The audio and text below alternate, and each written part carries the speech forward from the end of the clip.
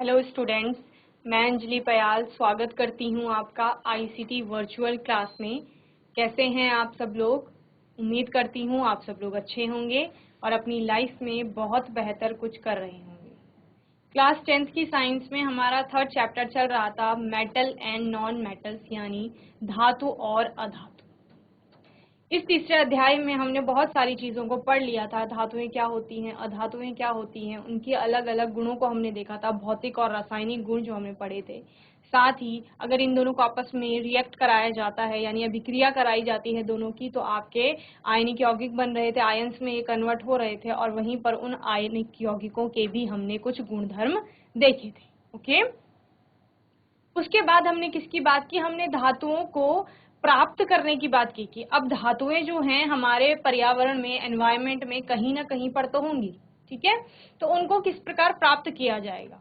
फिर हमने पढ़ा कि धातुएं जो मिट्टी की सतह होती है, जो हमारी अर्थ है, अर्थ की सरफेस के कुछ 100 फीट की गहराई पर मिल जाते हैं। ओके, लेकिन ये धातुएं क्या होती हैं? अपनी अभिक्रियाशीलता के आधार पर अलग अलग फॉर्म में मिलते हैं। ये हो सकता है कि तत्व जो मिल रहे हैं वो कैसे होंगे, आपकी धातुएं वहां पर फ्री स्टेट में, मुक्त अवस्था में पाई जाएंगी, या फिर वो किसी और के साथ जुड़ करके यौगिक बना लेंगे, यानी कि अयस्क जिसे हम कह रहे हैं।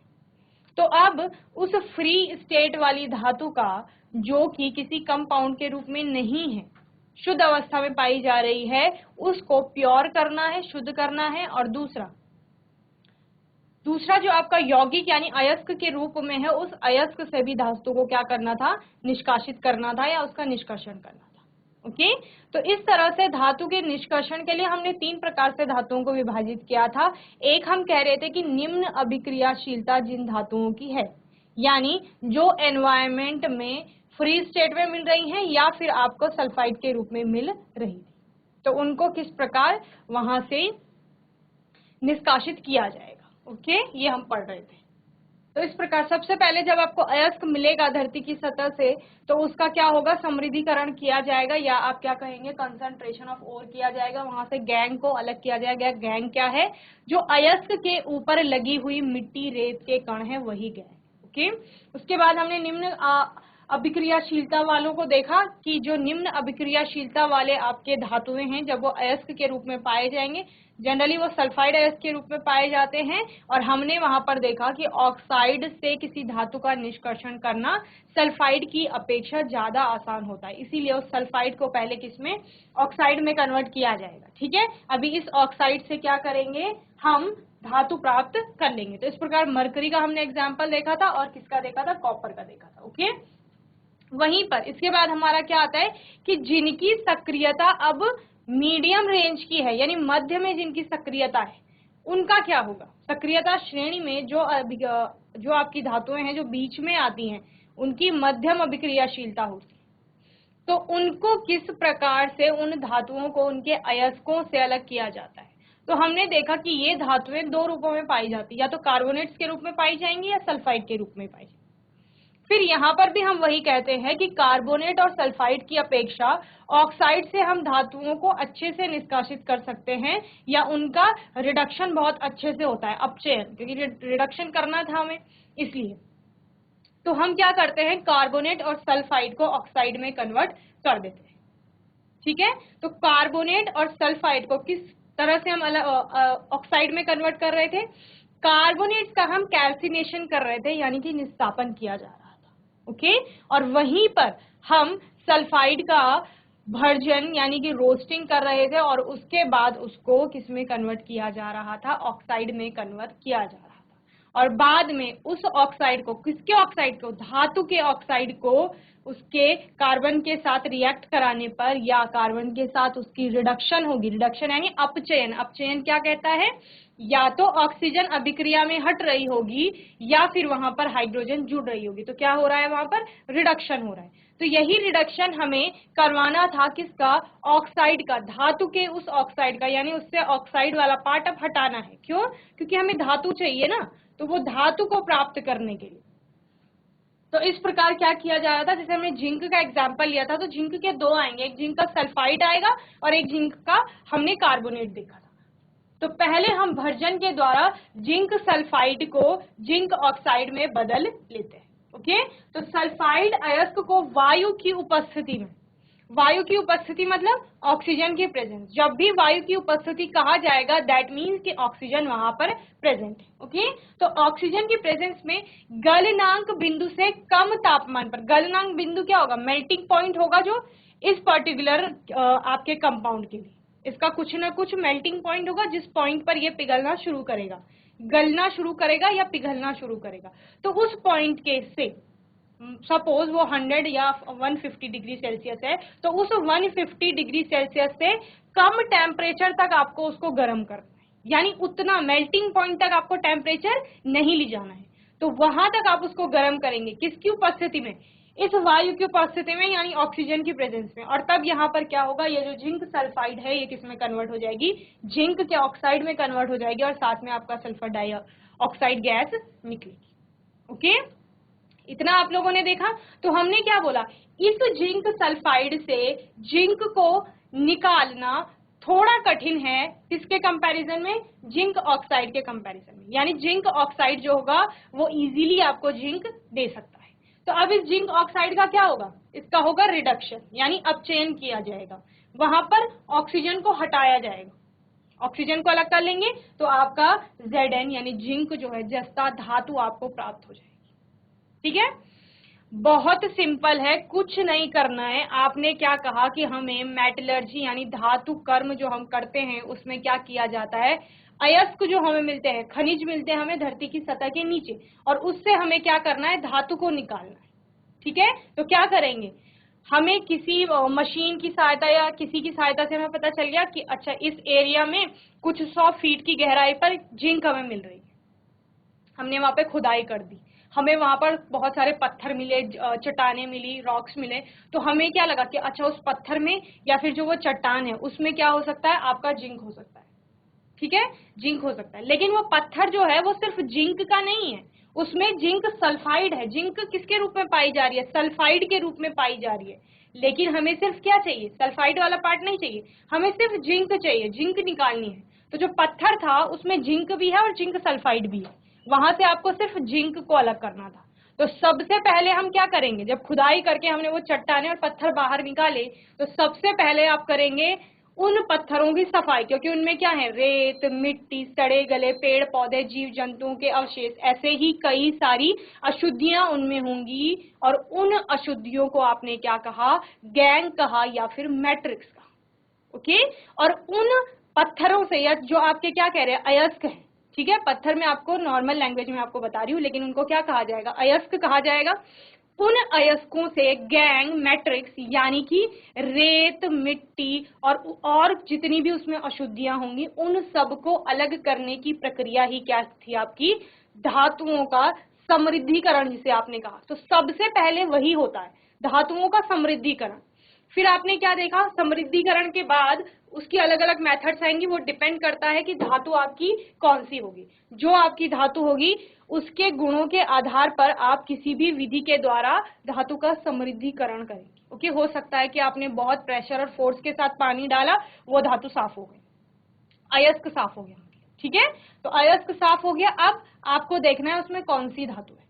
तो जो धातु है उसमें उसको आप देखेंगे कि सक्रियता श्रेणी में वो धातु कहाँ आती है, क्या वो सबसे ऊपर आती है, क्या उसकी उच्च अभिक्रियाशीलता है, क्या वो मध्य में आती है, या वो सबसे नीचे आती है। तो जिस भी रेंज में वो मिलेगी आपको, आप उसके आधार पर आगे का प्रोसेस और मेथड अपनाएंगे।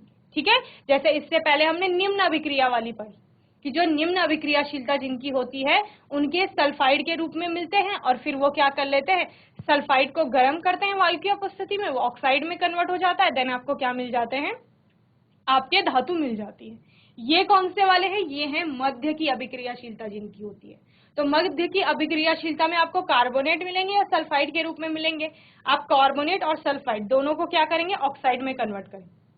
जब आप कार्बोनेट को ऑक्साइड में कन्वर्ट करेंगे तो उसको निस्तापन यानी कैल्सिनेशन कहा जाएगा, और जब भी आप सल्फाइड को ऑक्साइड में कन्वर्ट कर रहे हैं तो उसको क्या कहा जाएगा, भर्जन यानी कि रोस्टिंग। ओके, तो इतना आपको समझ में आ गया है। इसके बाद निस्तापन की बात की थी हमने, कैल्सिनेशन। तो कैल्सिनेशन में क्या कहा गया कि वायु की अनुपस्थिति, क्योंकि यहाँ ऑक्सीजन पहले से है, कार्बोनेट के फॉर्म में है, CO3 यहाँ पर है जिंक का, ठीक है। तो वायु की अनुपस्थिति में होगा, फिर क्या करेंगे, गलनांक से नीचे के तापमान पर उसको गर्म करेंगे, लेकिन वो तापमान कैसा होगा, बहुत उच्च होगा, ज्यादा होगा टेम्परेचर, लेकिन मेल्टिंग पॉइंट से ज्यादा नहीं होगा। सेम ऐसा ही हमने भर्जन में भी किया, सिर्फ क्या डिफरेंस आया, भर्जन में हमने ऑक्सीजन की प्रेजेंस में रिएक्शन कराई थी, या हम कहेंगे वायु की उपस्थिति में अभिक्रिया कराई थी, और यहाँ पर निस्तापन में हम क्या कर रहे हैं, वायु की अनुपस्थिति में कर रहे हैं। वायु अनुपस्थित है तब हम अयस्क को क्या कर रहे हैं, उच्च ताप में गर्म कर रहे हैं, और ये कार्बोनेट जो है ये किस में कन्वर्ट हो रहा है, ऑक्साइड में कन्वर्ट हो रहा है, और साथ में आपकी कार्बन डाइऑक्साइड गैस रिलीज हो रही है। ठीक है, तो अभी दोनों प्रक्रम में आपने क्या किया, जिंक ऑक्साइड बना लिया। ठीक है, यहां पर भी आपने क्या बना लिया, जिंक ऑक्साइड बना लिया, दोनों ही केस में जिंक ऑक्साइड बन गए आपके। अब क्या होगा, अब उस जिंक ऑक्साइड से हमने ऑक्सीजन को अलग करना है, यानी रिडक्शन करना है, और हम उसे क्या कहते हैं, अपचयन। अपचयन आपका क्या कहता है कि या तो यहाँ +H हो रहा होगा या -O हो रहा होगा।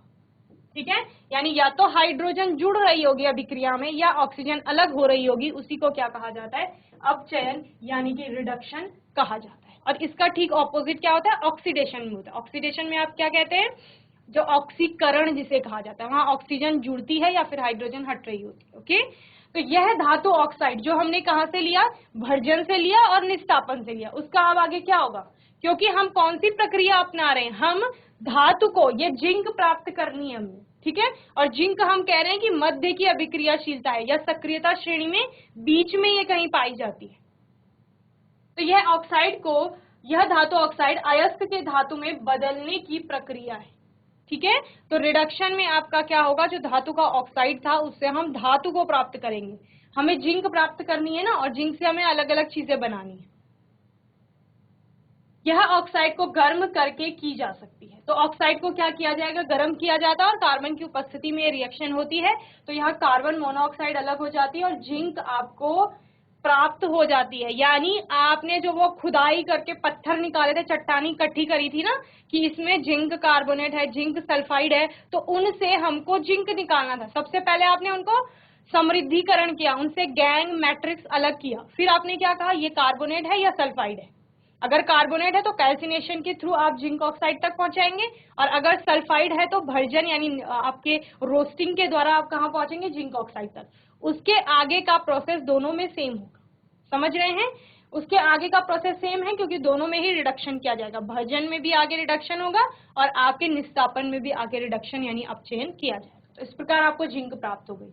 कभी कभी विस्थापन अभिक्रियाओं को धातु ऑक्साइड के अपचयन में प्रयोग किया जाता है। विस्थापन अभिक्रियाएं पता है आपको, जो पहले बताई गई थी कि डिस्प्लेस किया जाता है एक एटम से दूसरे एटम। ओके, उच्च क्रियाशील धातुएं जैसे सोडियम, कैल्शियम, एल्यूमिनियम का प्रयोग अपचायक के रूप में होता है।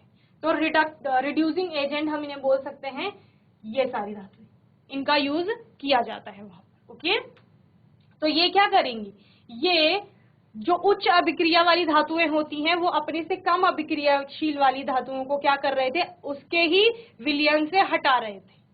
ये हमने पढ़ा था पहले भी, जब हम क्या कह रहे थे कि एक ज्यादा स्ट्रॉन्ग अगर कोई व्यक्ति है और उससे कम स्ट्रॉन्ग एक है, ठीक है, एक थोड़ा मोटा है, उसकी ताकत ज्यादा है, और एक थोड़ा कमजोर सा है जिसकी उतनी स्ट्रेंथ नहीं है, तो जो स्ट्रॉन्ग पर्सन होगा वो क्या करेगा, वीक पर्सन को हटा सकता है। तो इसी प्रकार जिसकी अभिक्रियाशीलता ज्यादा होगी, जो ज्यादा रिएक्टिव होगा, वो क्या करेगा, वो तो किसी से भी अभिक्रिया कर रहा है, ठीक है, तो वो इजीली अपने से कम अभिक्रियाशील धातु को वहां से डिस्प्लेस कर देगा, यानी विस्थापित कर देगा। तो यहां पर भी क्या हो रही है, जो धातु हमें चाहिए थी वो विस्थापित हो रही है।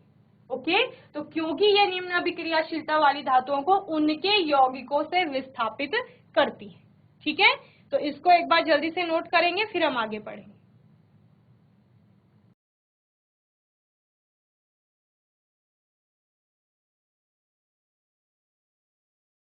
चलिए आगे देखते हैं।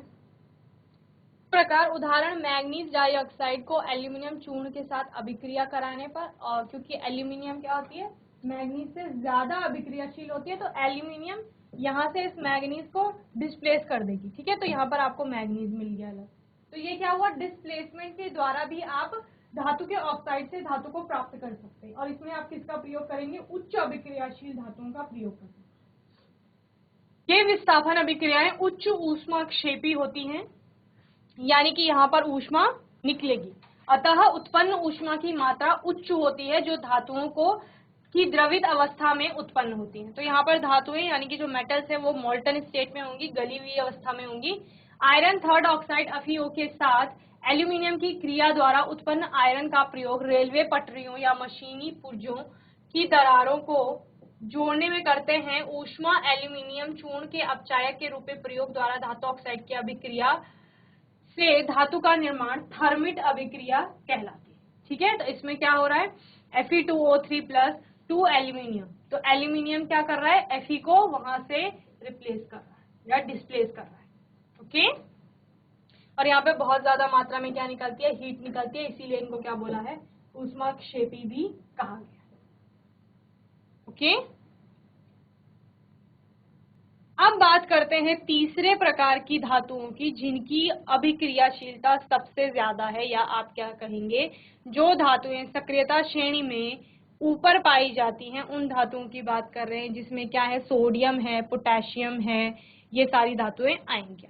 ठीक है, तो सक्रियता श्रेणी में सबसे ऊपर स्थित धातुओं का निष्कर्षण, उन धातुओं को किस प्रकार आप निष्कर्षित करेंगे।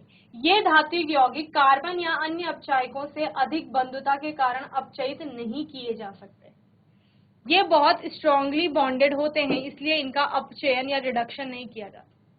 ठीक है, यानी जैसे आपका पोटेशियम का ऑक्साइड है K2O या सोडियम का ऑक्साइड है Na2O, तो ये क्या करते हैं, ऑक्सीजन के साथ बहुत अच्छी बॉन्डिंग करते हैं, तो इनको इजीली आप क्या नहीं कर पाएंगे, रिड्यूस नहीं कर पाएंगे या अपचयित नहीं कर पाएंगे। तो इनको दूसरे प्रकार से आप क्या करेंगे, यहाँ से आपको किसको प्राप्त करना है, अगर हम इसकी बात करें तो यहाँ से हमें K को निकालना है, इसकी बात करेंगे तो Na का निष्कर्षण करना है। ठीक है, तो इनका निष्कर्षण करने के लिए आपको और मेथड्स अपनाने पड़ेंगे। तो वो मेथड क्या होता है, इलेक्ट्रोलाइसिस होती है या विद्युत अपघटनी अपचयन वहां पर किया जाता है, इसका प्रयोग किया जाता है। और इन धातुओं के लिए होता है कौन कौन, सोडियम हो गया, मैग्नीशियम हो गया, कैल्शियम हो गया, पोटेशियम हो गया, इन सारी धातुओं की सक्रियता या अभिक्रियाशीलता बहुत ज्यादा होती है, इसलिए आप कहते हैं कि इनका प्रयोग किया जाता है। ओके, चलिए तो नोट करेंगे एक बार, फिर हम आगे देखेंगे।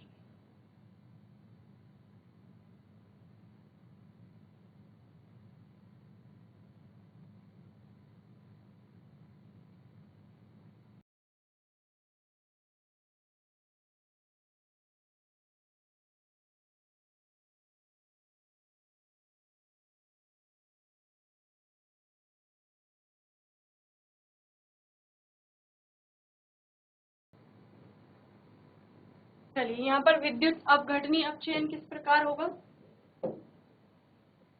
आपके पास एक कैथोड की रॉड होगी जो कि निगेटिवली चार्ज होगी, और एक आपके पास होगी एनोड की रॉड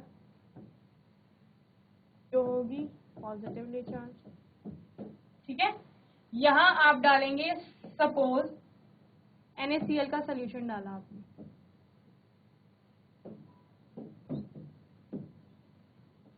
अब इसमें क्या होगा, Na जो धातु होती है वो क्या होती है, पॉजिटिवली चार्ज होती है, तो Na वाले सारे इधर आ जाएंगे, Na पॉजिटिव यहाँ निक्षेपित हो जाएगा, और आपका दूसरा क्या होगा, Cl नेगेटिव, वो यहाँ चले जाएगा।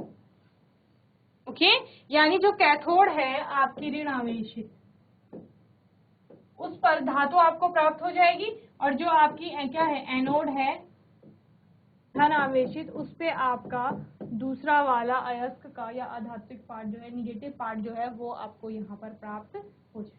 ओके, तो इतना आपको समझ में आ गया। इलेक्ट्रोलाइसिस में इसको पूरा जोड़ा जाता है सर्किट से। ठीक है, विद्युत अपघटनी प्रक्रिया होगी। चलिए आगे देखते हैं, आगे क्या होगा फिर। अब होगी रिफाइनिंग, यानी परिष्करण किया जाएगा मेटल का।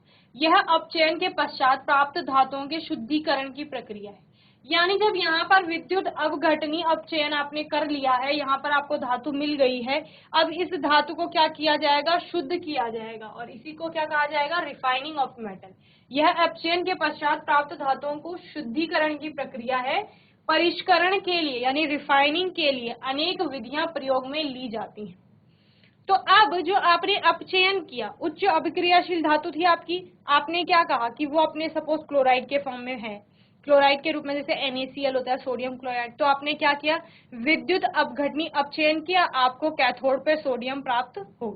वो सोडियम को अब क्या किया जाएगा, रिफाइन किया जाएगा, और कह रहे हैं कि उसके लिए अलग अलग मेथड्स अपनाए जाएंगे, लेकिन सबसे सामान्य विद्युत अपघटनी परिष्करण है। ओके, तो क्या किया जाएगा, इलेक्ट्रोलाइसिस और आपका रिफाइनिंग की जाएगी।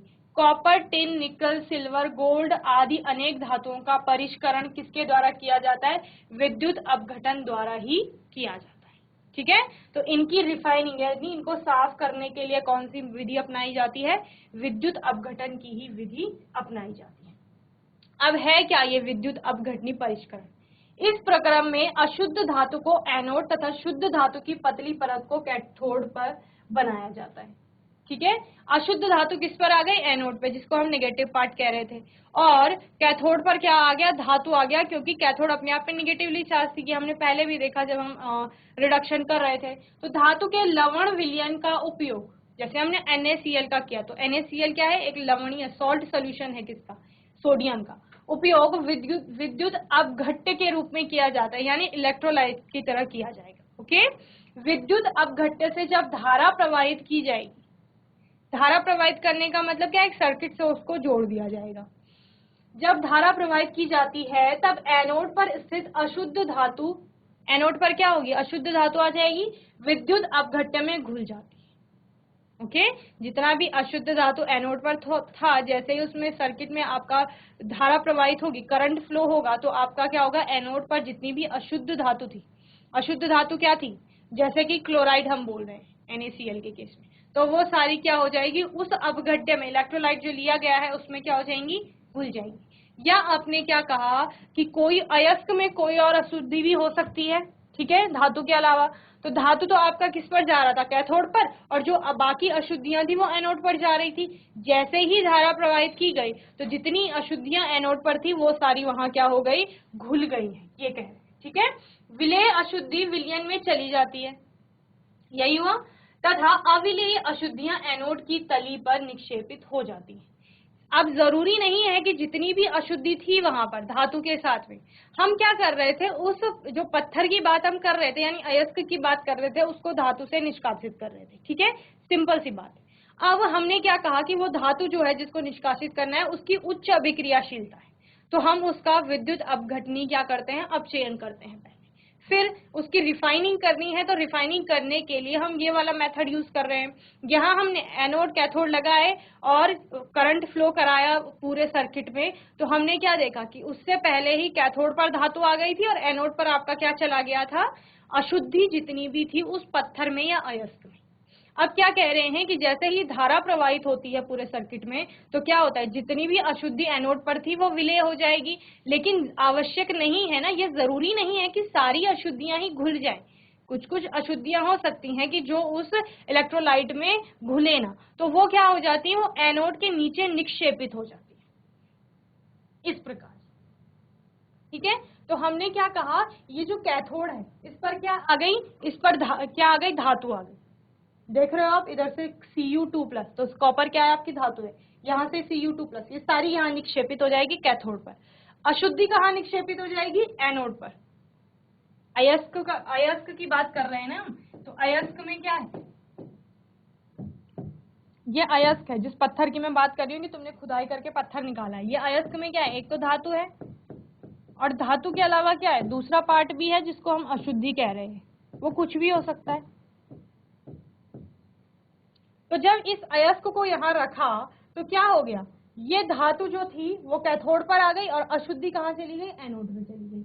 अब हमने क्या कहा, चूंकि ये जो जितना भी आपको ब्लू ब्लू पार्ट दिख रहा है, ये क्या है, ये आपका इलेक्ट्रोलाइट है, कॉपर सल्फेट का विलयन जिसे कहा जा रहा है, जैसे, ठीक है, सॉल्ट सोल्यूशन है। तो यहाँ पर जैसे ही यहाँ कुंजी लगाई आपने या धारा प्रवाहित की, तो धारा के प्रवाहित होते ही आपका क्या होता है, जितनी भी एनोड पर अशुद्धि थी वो क्या हो गई, इसमें घुल गई, और जो नहीं घुली, हो सकता है कुछ अशुद्धियां कैसे रहे, अनडिजॉल्व रहे या डिजॉल्व ना हो, तो वो यहाँ इकट्ठी हो गई एनोड के नीचे, और इसको क्या कहा गया, एनोड पंख कहा गया, या अपद्रव्य जिसे आप कह रहे हैं। ओके, तो ये विद्युत अपघटनी अपचयन या विद्युत अपघटनी परिष्करण विधि है। ओके, सेम ऐसा ही आपने पहले देखा NaCl के केस में। अगर ये NaCl का होता तो यहाँ क्या आ जाती, यहाँ Na+ आ जाती और यहाँ पर आपकी क्या चली जाती, Cl- चली जाती। ओके, तो इस प्रकार क्या हुआ, विलेय अशुद्धियां विलयन में चली गई, इस विलयन में विलेय अशुद्धि आ गई, और जो अविलेय थी यानी कि जो घुली नहीं, ऐसी अशुद्धियां क्या हो गई, एनोड की तली पर निक्षेपित हो गई, एनोड की तली पर निक्षेपित हो गई। ठीक है, ये और किसके रूप में, जिसे एनोड पंख कहते हैं। ठीक है, तो एनोड पंख पूछा जाएगा तो एनोड पंख क्या है कि धातु अयस्क में जब विद्युत अपघटनी अपचयन या विद्युत अपघटनी परिष्करण किया जाता है तो उस समय एनोड के नीचे जितनी भी अशुद्धियां, अविलेय अशुद्धि एक साथ जमा हो जाती हैं, उन्हीं को एनोड पंख कहा जाता है। ओके, तो इतना आपको समझ में आ गया होगा। जल्दी से इसे नोट करेंगे, फिर हम आगे बढ़ेंगे इसमें।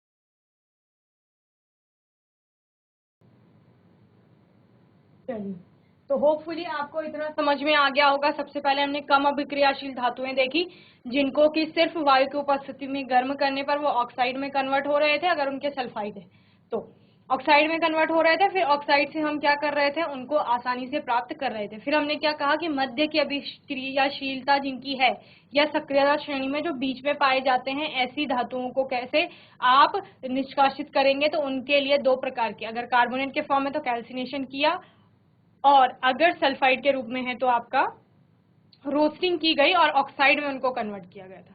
फिर ऑक्साइड्स का क्या किया, रिडक्शन किया, और रिडक्शन के बाद हमें धातुएं प्राप्त हो गई। तीसरा हमने कहा कि अगर आपकी ज्यादा अभिक्रियाशील धातुएं हैं, या आप क्या कह रहे थे कि जो सक्रियता श्रेणी में ऊपर पाए जा रहे हैं, ऐसी धातुओं को कैसे किया जाएगा, विद्युत अपघटनी परिष्करण या विद्युत अपघटनी अपचयन के द्वारा ऐसी धातुओं को प्राप्त किया जाएगा या उनका निष्कर्षण होगा। ओके, तो होपफुली धातुओं का निष्कर्षण आपको अच्छे से समझ में आ गया होगा। अभी हम धातुओं के बारे में आगे पढ़ते हैं कि धातुओं में कुछ प्रकार की क्या हो सकती हैं, कि धातु अगर वातावरण में खुली पड़ी हुई हैं, या जब हम कह रहे हैं कि वो ऑक्सीजन के साथ रिएक्ट कर रही हैं, तो तब क्या बन रहा है, तो इस प्रक्रिया को कहा जाता है संक्षारण, और इस पर रस्टिंग हो जाती है। धातु जब क्या करती है, ऑक्सीजन की प्रेजेंस में या नमी की प्रेजेंस में अभिक्रिया करती है, तो वो धातु का ऑक्साइड बना लेती है, जिसको कि रस्ट कहा जाता है। ओके, उसी के बारे में हम पढ़ेंगे। धातुओं का संक्षारण, कोरोजन ऑफ मेटल। तो कोरोजन ऑफ मेटल क्या है, नम वायु के संपर्क में, नम वायु का संपर्क, नम वायु क्या है, नम मतलब H2O और वायु मतलब ऑक्सीजन हो। ठीक है, नम वायु के संपर्क में आने पर सतह की धातु का क्षरण संक्षारण कहलाता है, जिसको रस्टिंग भी कहा जाता है। ठीक है, रस्टिंग क्या है, वो क्षरण ही है। यह एक ऑक्सीकारक प्रक्रम है। ऑक्सीकारक प्रक्रम का मतलब क्या है, +O2, ऑक्सीजन जुड़ रही है वहां पर। उदाहरण क्या है, लोहे पर जंग लगना संक्षारण का ही उदाहरण है। चांदी का बदरंग होना, यानी अगर चांदी, सिल्वर जो है, सिल्वर कलर बहुत शाइन करता है ना, एक टाइम के बाद अगर वो डेली यूज में रहे तो वो काला सा पड़ने लग जाता है, तो उसको बदरंग होना कहते हैं। और तांबे तथा कांसे पर हरी परत का निर्माण, ये सभी किसके उदाहरण है, आपके संक्षारण यानी कोरोजन के उदाहरण। तो कोरोजन क्या होता है, सिंपल, आपने लोहे का कोई बर्तन खुले में रख दिया है, जो कि नमी के संपर्क में और हवा के संपर्क में कंटिन्यूअसली आ रहा है। ठीक है, थोड़े टाइम बाद आप क्या देखते हैं, उसके ऊपर लाल भूरे रंग की एक परत चढ़नी शुरू हो जाती है, तो आप क्या कहते हो सिंपल लैंग्वेज में कि इस लोहे के बर्तन पे जंग लग गया है। तो जो जंग लग गया है वो जंग ही क्या है, रस्ट है, और वही जंग लगने की प्रक्रिया आपकी क्या कहलाती है, संक्षारण यानी कि कोरोजन कहलाती है। ओके, तो होपफुली आपको इतना समझ में आ गया होगा। सबसे पहले हमने कम अभिक्रियाशील धातुएं देखी, जिनको कि सिर्फ वायु की उपस्थिति में गर्म करने पर वो ऑक्साइड में कन्वर्ट हो रहे थे, अगर उनके सल्फाइड है तो ऑक्साइड में कन्वर्ट हो रहे थे। फिर हमने क्या कहा कि धातु अगर वातावरण में खुली पड़ी हुई हैं, या जब हम कह रहे हैं कि वो ऑक्सीजन के साथ रिएक्ट कर रही हैं, तो वो धातु का इस प्रकार के आप कोई लोहे की चीज देखते हैं और उसमें लाल भूरे रंग की ऐसी परत चढ़ जाती है जिसको आप क्या कहते हैं कि इस पर जंग लगी है। ठीक है, इसके बाद क्या होगा, अब संक्षारण की रोकथाम आप कैसे करते हैं? पेंट लगाकर करते हैं, यस, तेल लगाकर करते हैं, ग्रीस लगाकर करते हैं, यशद लेपन यानी गैल्वेनाइजेशन किया जाता है, क्रोमियम लेपन किया जाता है, एनोडीकरण या मिश्र धातु के रूप में लोहे पर जंग लगने से बचाया जा सकता है। ठीक है, यही विधियां आप और कुछ विधियों का वर्णन यहाँ पर किया गया है, जैसे यशद लेपन यानी गैल्वेनाइजेशन। गैल्वेनाइजेशन क्या कहती है कि लोहे या इस्पात की वस्तुओं पर जिंक की परत चढ़ा दीजिए। जैसे जिंक की परत चढ़ा देंगे तो उसको क्या कहा जाएगा, फिर आपका यशद लेपन कहा जाएगा। जब भी गैल्वेनाइजेशन पूछा जाएगा तो गैल्वेनाइजेशन क्या है, जब लोहे की परत पर जिंक, लोहे की वस्तु पर जिंक की परत चढ़ा दी जाती है तो उसका संक्षारण होने से रोक दिया जाता है, इसी को यशद लेपन कहा जाता है। और इसमें क्या किया जाता है, लोहे की वस्तु है कोई और आपने मॉल्टन जिंक ले लिया, पिघला हुआ जिंक ले लिया, उसमें उस लोहे की वस्तु को डुबा लीजिए, तो क्या होगा, इस जो लोहे की वस्तु थी इस पर जिंक की परत चढ़ जाएगी। अब जिंक की परत क्या करेगी, लोहे की जो वस्तु है, सपोज ये है लोहे की वस्तु, इसको मैंने पिघली हुई जिंक में डुबो दिया, बाहर निकाला तो इसमें जिंक की परत चढ़ गई। अब ये लोहे की जो वस्तु थी ये डायरेक्ट कांटेक्ट में नहीं आ पाएगी ऑक्सीजन और नमी के यानी H2O के, तो जब ऑक्सीजन और H2O के संपर्क में नहीं आ पाएगी तो इसका संक्षारण नहीं होगा, यानी इसको संक्षारण होने से बचाया जा सकता है। ओके, यही आपका क्या है, गैल्वेनाइजेशन है। और क्या किया जाता है, लोहे की वस्तु है, संक्षारण इसका बहुत ज्यादा होगा, इसको मिश्र धातु में परिवर्तित कर लिया जाएगा, यानी किसी और धातु या अधातु के साथ मिला करके इसका क्या बना देंगे, मिश्र धातु। जैसे स्टील के बर्तन बहुत ज्यादा यूज किए जाते हैं तो वो भी क्या है, एक मिश्र धातु है जो अन्य धातु और तत्वों से मिलकर के बनी हुई है। इसी प्रकार जैसे पीतल के बर्तन आपने देखे तो वो तांबा यानी कॉपर का एक मिश्रण है, ये पीतल होता है। ठीक है, ये तांबा की एक मिश्र धातु है, कॉपर और जिंक की एक साथ। दूसरा, रंगाई करके धातु की सतह को किसी अम्ल अवरोधक रंग से रंगाई करके धातु वायु या किसी विलयन के प्रभाव से बच जाती है, यानी पेंट लगाया जाता है। जैसे लोहे के दरवाजे होते हैं, ग्रिल्स होती है, तो उनपे पेंट लगाया जाता है ताकि उनका संक्षारण ना हो पाए। तो ये सारी विधियां हैं जिनके द्वारा क्या किया जाता है, संक्षारण होने से बचाया जा सकता है। ओके, ग्रीस और तेल लगाकर भी क्या किया जाता है, लोहे के पुर्जे या मशीन जो होती है उनको संक्षारित होने से बचाया जा सकता है। ओके, और मिश्र धातुएं आपको पता है कि मिश्र धातुएं क्या है, जब कोई एक धातु एक, दो या दो से अधिक धातुओं के समांगी मिश्रण को आपका क्या कहा जाता है, मिश्र धातु कहा जाता है। ओके, तो इस प्रकार आज के सेशन में हमने बहुत सारी चीजें पढ़ी, जैसे कि हमने ज्यादा अभिक्रियाशील धातुओं के बारे में पढ़ा कि उनको कैसे निष्कासित किया जाएगा। उसके अलावा हमने संक्षारण पढ़ा और संक्षारण से बचने के उपाय पढ़े। तो संक्षारण से बचाने के लिए क्या क्या किया जाएगा, गैल्वेनाइजेशन किया जाएगा यानी जिंक की परत चढ़ाई जाएगी, लोहे की वस्तुओं पर पेंट लगा दीजिए, जंग नहीं लगेगा। और क्या करेंगे, मिश्र धातु में बदल दीजिए, तब भी जंग नहीं लगेगा।